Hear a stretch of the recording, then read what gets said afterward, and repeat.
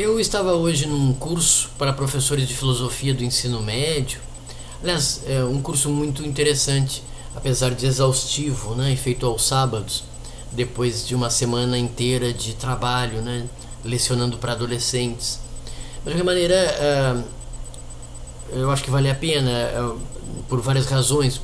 Nós nos atualizamos, né, nós rememoramos teorias filosóficas, né, que não ficam completamente esquecidas, mas ficam como que enferrujadas, vagamente lembradas em sala de aula, com a profundidade, né, que se vê na universidade.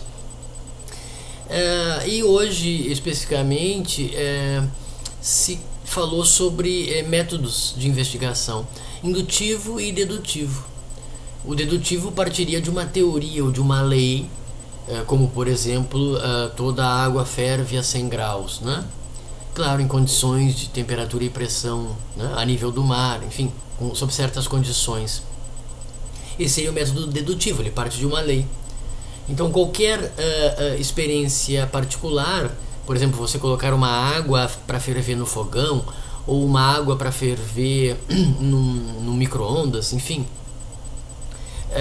você vai submeter essa lei, né, dado que toda água ferve a 100 graus. Se você coloca a água no micro-ondas ou no fogão, segundo a lei anterior, né, e toda essa água do fogão ou do micro-ondas, aquecidas, né, ferverão a 100 graus. Por outro lado, você tem o método indutivo, a ideia de que, observando fatos particulares, você chega a uma lei, uma lei científica. Quem criou ou quem concebeu e pensou pela primeira vez a teoria ou a lei de que a água ferve a 100 graus, ele só chegou nessa lei porque ele observou casos particulares e mediu água, porções de água postas sobre chama, o fogo, e com o auxílio de termômetro, né, chegou então a concluir que nesses fatos particulares, nessas experiências particulares, havia algo em comum. Toda a água pura, sob certas condições, né, de pressão, temperatura, ela vai ferver aos mesmos 100 graus Celsius. A questão que eu levantei hoje lá é que haveria um outro método, que é o da analogia. Você compara algo que você não sabe ainda, você não conhece, é desconhecido, com algo que você já conhece. Um professor respondeu dizendo que, o palestrante, né, dizendo que a analogia era uma forma de indução, o método indutivo. Você também, para você fazer comparações, você tem que observar alguns casos particulares, para então poder fazer uma analogia. Eu tenho minhas dúvidas, mas enfim, eu não aprofundei a questão.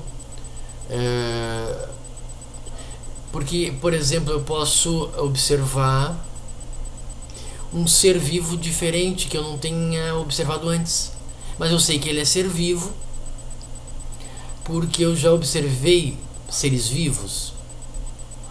Agora, eu posso observar. Bom, aí nesse caso eu fiz algumas observações, então nesse ponto o professor está correto. A analogia lembra ou é um tipo de método indutivo. Mas, por exemplo, se eu só conheço de uma forma mais íntima a minha mãe, né, pela convivência com ela, eu posso, a partir dessa experiência com esta pessoa, com este familiar, imaginar que todas as mães devam ser parecidas com essa minha mãe, e ela sendo mulher, posso imaginar que todas as mulheres devem ser parecidos com a minha mãe. Esse exemplo eu sei é muito edipiano, né? Diria Freud, mas enfim, nesse caso eu não precisei analisar todas as mães que existem e todas as mulheres que existem para concluir e esperar que toda mãe que eu encontrar pela frente, que eu conhecer, toda mulher que conhecer, ela deva ser parecida com a minha mãe, porque eu só peguei um caso. Então é questionável, no meu entendimento, Mas na hora me faltou esse exemplo, exemplos de uma única experiência que você usa para comparar, fazer comparações, né? Pegando uma experiência que você conhece com outra que você ainda não conhece, que é estranha. Agora, há um outro ponto mais complicado ainda em relação ao método indutivo. E aí citaram na palestra o exemplo do Karl Popper. É um pensador, é um filósofo da ciência, que ele diz que ainda que nós conheçamos milhares ou centenas ou milhares, né, de cisnes brancos, isso não garante que no universo inteiro, ou mesmo no planeta, como o próprio palestrante observou, não se encontre cisnes de outras cores. E de fato acabou por se encontrar um cisne da cor preta. Então o método indutivo é um método muito limitado, né?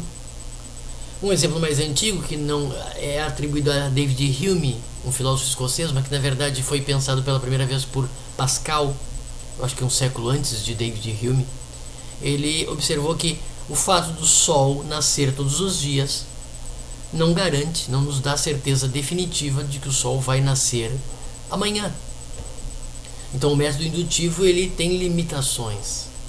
O que eu observei na palestra é que, na minha modesta opinião, o método dedutivo ele só existe porque houve um método indutivo antes. Uma lei só é lei porque houve observação de fatos particulares. O palestrante pensa diferente. Ele citou, por exemplo, o método matemático, né? Que não partiria de experiência sensorial nenhuma, né? 1 mais 1 igual a 2 não é nada que tenha sido observado no mundo, não é uma pedra mais uma pedra. O 1 mais 1, ou os números, né? Ou as figuras, são certas entidades mentais que teriam independência de qualquer objeto físico, né? Com o qual nós temos algum tipo de experiência sensorial, né? Não é nada que a gente enxergue, não é nada que a gente cheire, toque, deguste ou ouça. Agora, um outro aspecto interessante é que, voltando à questão se o método indutivo é um método confiável, na minha opinião é o único. E talvez pegue emprestado um pouco do conhecimento que a ciência adquiriu na observação, por exemplo, do Sol. Se sabe que o Sol é uma grande bola de gás que está sendo consumida. E quando ele ficar mais... Quando seus átomos de hidrogênio se fundirem em átomos ainda mais pesados, hélio, até carbono e ferro, os cientistas astrônomos ou astrofísicos vão poder prever exatamente quando ele vai acabar, quando ele vai explodir. Então, ainda que nós não saibamos o dia de amanhã, tem certos critérios, certas condições que não me parecem fazer sentido nenhum serem postas em dúvida. Existe um certo comportamento das coisas e de nós mesmos, e em nenhum momento se poderia pensar que o Sol poderia desaparecer ou o Sol poderia explodir, tendo ele apenas em seu núcleo e na sua atmosfera hidrogênio, porque é um gás muito leve, as condições de sua energia que é posta para fora e a sua gravidade estão em equilíbrio. Então essa matéria ainda vai ser consumida e o Sol, portanto, vai continuar existindo. Se poderia pensar num mundo onde as leis mudassem completamente, né? Onde as coisas deixassem de ser como são. Bom, mas nesse mundo como nós fazemos parte, nós também mudaríamos, né?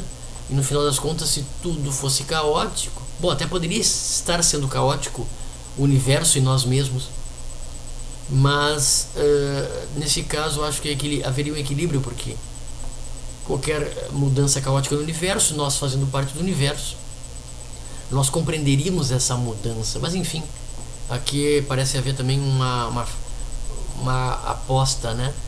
O que a gente chama de racionalidade parece apostar ou esperar que as coisas continuem assim e que, se mudarem, ainda assim seriam compreendidas por nós, porque nós fazemos parte do universo, né?